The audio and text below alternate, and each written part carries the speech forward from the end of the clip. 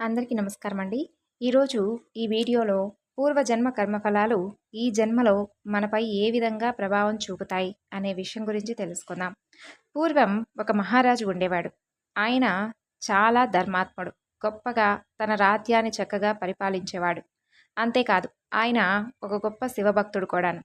అయితే ఆయన తన కోటలోనే ఒక పెద్ద శివాలయాన్ని నిర్మించి అందులో ప్రతినిత్యము కూడా పూజలు చేయడానికై ఒక బ్రాహ్మణుణ్ణి కూడా నియమించాడు.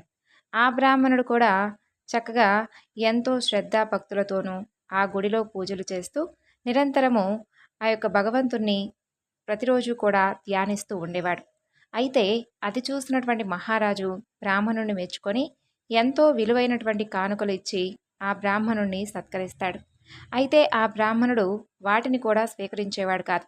ఉన్న దాంట్లోనే సంతోషంగా అతను కాలం గడిపేటటువంటి స్వభావం కలవాడు.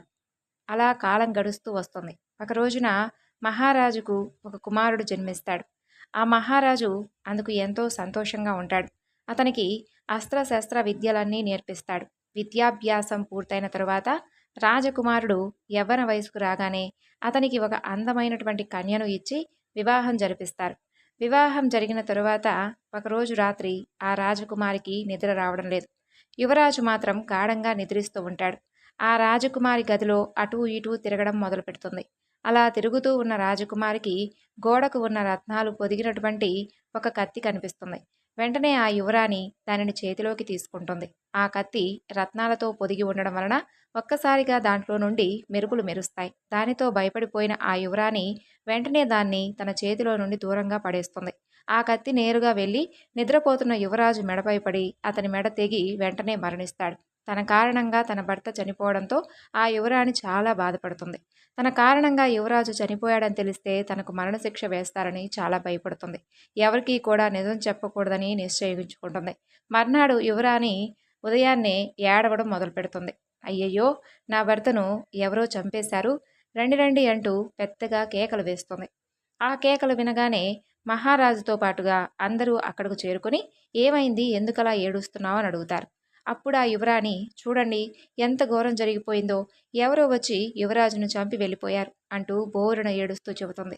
తన కొడుకు మరణ వార్త విన్నటువంటి రాజుకు చాలా బాధ కలుగుతుంది. ఎవరు చంపారు, వారెటు వెళ్ళారో చెప్పు, వారికి నేను మరణదండన విధిస్తాను అంటాడు.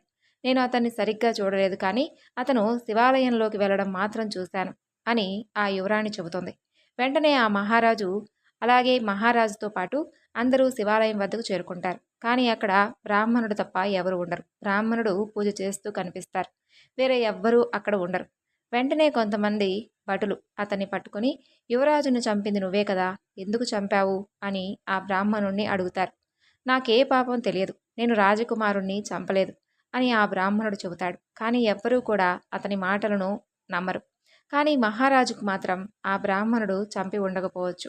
ఇలాంటి వ్యక్తి అలాంటి దారుణమైన పనులను చేసి ఉండడు అని అనుకుంటాడు.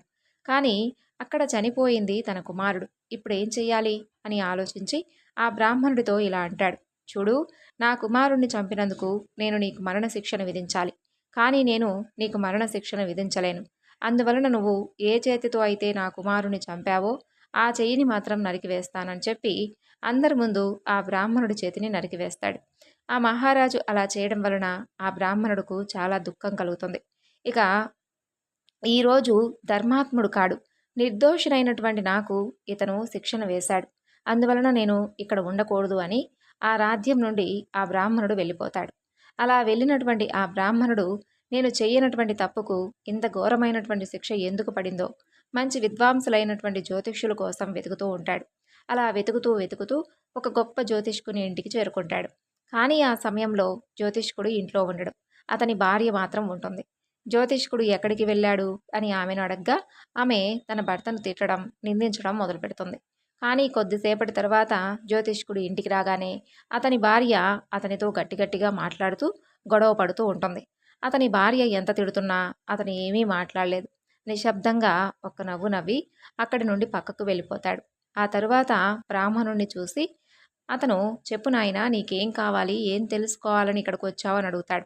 అప్పుడు ఆ బ్రాహ్మణుడు అంటాడు, స్వామి, నేను నా కష్టం గురించి తెలుసుకుందామని మీ వద్దకు వచ్చాను. కానీ నేను మీ భార్యను చూశాక ఆమె మీ గురించి ఈ విధంగా మాట్లాడుతూ ఉండడం, మిమ్మల్ని తిరస్కరిస్తూ గొడవ పడటం చూసి చాలా బాధగా ఉంది. అంత తిడుతున్నా మీరు మాత్రం ఆమెను ఏమీ అనడం లేదే? ఒక నవ్వి నవ్వి ఊరుకుంటున్నారు.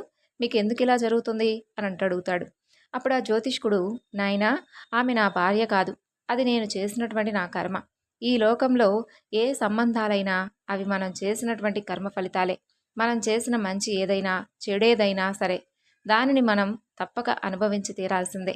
అందువలన నేను చేసినటువంటి కర్మఫలాలను ఇప్పుడు నేను సంతోషంగా అనుభవిస్తున్నాను.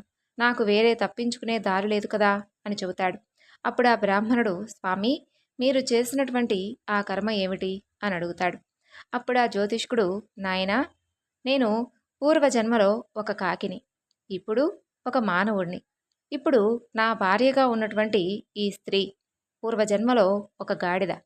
ఆ గాడిదకు ఒక పుండు ఏర్పడింది. అందువలన కలిగేటటువంటి బాధతో పాపం ఆ గాడిద చాలా దుఃఖపడుతూ ఉండేది. ఆ పుండుకు పురుగులు పట్టి ఉండేవి. ఆ పురుగులు తినడానికి నేను ముక్కుతో ఆ పుండును పొడుస్తూ ఉండేదాన్ని. అప్పుడు ఆ గాడిదకు భరించలేనంత బాధ కలిగేది. ఒకరోజు నేను ఆ పుండును పొడుస్తూ ఉండగా నా ముక్కు ఆ గాడిద ఎముకలోకి లోపలికి వెళ్ళిపోయింది. దాంతో ఆ గాడిదకు విపరీతమైనటువంటి బాధ కలిగి గట్టిగా అరవడం మొదలుపెట్టింది. ఇక నేను నా ముక్కును బయటకు తీయడానికి ఎంత ప్రయత్నించినా కూడా అది ఆ గాడిద ఎముకలో ఉండడం వలన, ఇరుక్కుపోయి ఉన్నందువలన బయటకు రావడం లేదు. అప్పుడు ఆ గాడిద నొప్పిని భరించలేక పక్కనే ఉన్నటువంటి గంగా నదిలోకి దిగితే నొప్పి తగ్గుతుంది అని భావించింది. అలా ఆ ఆ గాడిద భావించి గంగా నదిలోకి ప్రవేశించింది. నా ముక్కు ఇరుక్కుపోవడం వలన ఆ గాడిదతో పాటుగా నేను కూడా ఆ గంగా నదిలోకి ప్రవేశించాను. అదే సమయంలో అక్కడ నీటి ప్రవాహం బాగా ఎక్కువగా ఉండడం వలన గాడిద, కాకి రెండూ కూడా నీటిలో కొట్టుకుపోయి కొద్ది దూరం వెళ్ళిన తర్వాత రెండూ కూడా నీటిలో మునిగిపోయి చనిపోయాయి. ఆ పవిత్రమైనటువంటి గంగా నదిలో మేము ప్రాణాలు విడవడం వలన మరుసటి జన్మలో ఆమె బ్రాహ్మణ వంశంలో జన్మించింది. నేను ఈ జన్మలో గొప్ప జ్యోతిష్కుని అయ్యాను. ఈ జన్మలో ఆమె నా భార్యగా వచ్చింది. ఇలా కొన్ని రోజులు ఆమె నన్ను తిడుతూ బాధ పెడుతూ ఉంటుంది. కానీ కావాలనే నేను మాత్రం ఆ జన్మలో గాడిదను బాధ పెట్టడానికి నేనైతే పొడవలేదు. ఆ ఉద్దేశం కూడా నాకు లేదు. అందువలన ఇంకా కొన్ని రోజుల్లో ఆమె పారిపోతుంది. నన్ను బాధ పెట్టడం మానేస్తుంది. అయితే నేను మాత్రం పూర్వజన్మలో చేసిన కర్మకు ఇప్పుడు ఇలా అనుభవిస్తున్నాను. నాకు అన్నీ తెలుసు కాబట్టి నేను చాలా శాంతంగా ఉంటున్నాను. ఆమె స్వభావం ఎప్పుడు మారుతుందా అని ఎదురు చూస్తూ ఉన్నాను. ఇప్పుడు చెప్పు, నీ సమస్య ఏమిటి? ఎందుకు వచ్చావు అంటూ అడుగుతాడు ఆ జ్యోతిష్కుడు. అప్పుడు ఆ బ్రాహ్మణుడు తన గురించి, అలాగే తనకు జరిగినటువంటి అన్యాయం గురించి తెలియజేస్తాడు. స్వామి, నేను ఎలాంటి అపరాధము చేయలేదు. అధర్మపరుడైనటువంటి ఆ మహారాజు అన్యాయంగా నా చేతిని చూడండి ఎలా నరికి వేశాడో అని చెబుతాడు. అప్పుడు జ్యోతిష్కుడు, నాయనా, ఆ మహారాజు నీ చేతిని నరికి వేయలేదు. నీ కర్మే నీ చెయ్యిని నరికింది అని అంటాడు. అప్పుడు ఆ బ్రాహ్మణుడు, అంత పాపం నేనేం చేశాను అని అంటాడు. అప్పుడు, నాయనా, నీవు పూర్వజన్మలో ఒక మునివి.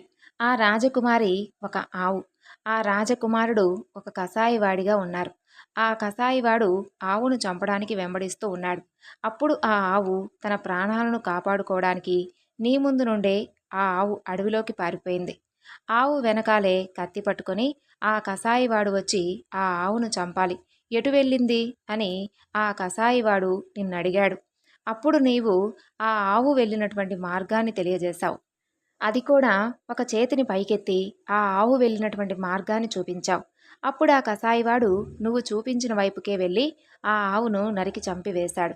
అంతలోనే ఒక సింహం వచ్చి ఆ ఆవుని అలాగే ఆ కసాయివాడిని చంపివేసి తినేసింది. తరువాత ఆ కసాయివాడికి రాజకుమారుడిగాను, ఆ ఆవుకు రాజకుమారిగాను జన్మ లభించింది. ఒక రోజున పూర్వజన్మలో చేసినటువంటి కర్మల కారణంగా ఇద్దరూ మరలా కలిశారు. పూర్వజన్మలో ఆవును చంపినందుకు, అదేవిధంగా రాజకుమారి చేతిలో నుండి కత్తి జారి రాజకుమారుని తల తెగిపోయింది.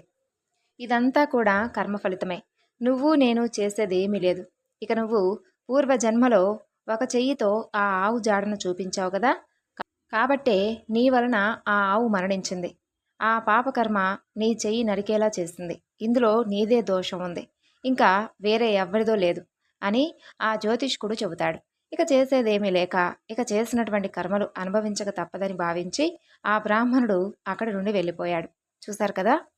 ఈ కథ మీ అందరికీ కూడా నచ్చింది అనుకుంటున్నాను. నచ్చితే తప్పకుండా మొదటిసారి మన ఛానల్ని ఎవరైనా కొత్తగా చూస్తున్నట్లయితే ఛానల్ను సబ్స్క్రైబ్ చేసుకొని వీడియోకి లైక్ చేసి మరికొంతమందికి షేర్ చేయండి. Thanks for watching.